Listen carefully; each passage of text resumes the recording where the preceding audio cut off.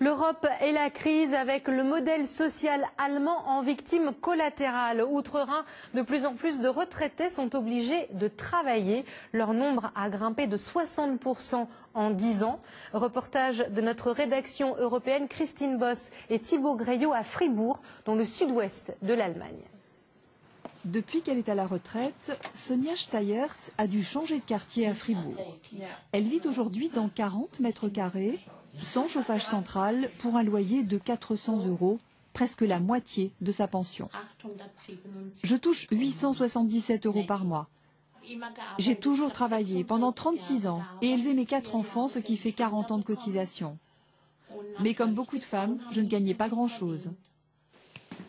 Alors, à 66 ans, Sonja a repris une activité. Elle travaille quelques heures par semaine pour une compagnie de taxi, histoire d'améliorer son quotidien, sans quoi elle devrait renoncer à ses petits plaisirs. Je ne pourrais pas jouer au loto, aller chez le coiffeur ou le pédicure, avoir ma propre petite voiture. Finalement, tout ce qui est agréable, car la vie est devenue trop chère. Comme elle, de plus en plus de retraités âgés de 65 à 74 ans ont un emploi à temps partiel. Officiellement, ils sont 660 000 en Allemagne à occuper un mini-job rémunéré 400 € maximum. Âgé de 68 ans, cet ancien animateur de radio a lui aussi repris du service dans ce bar, mais ne décolère pas. Ça, c'est pas normal. Et ça, c'est un problème politique.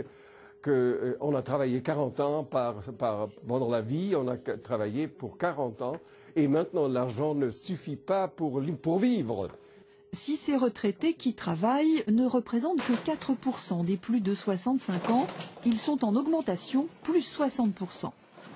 Selon les experts, la paupérisation des seniors ne va cesser d'augmenter durant les 20 prochaines années, notamment en raison du vieillissement de la population.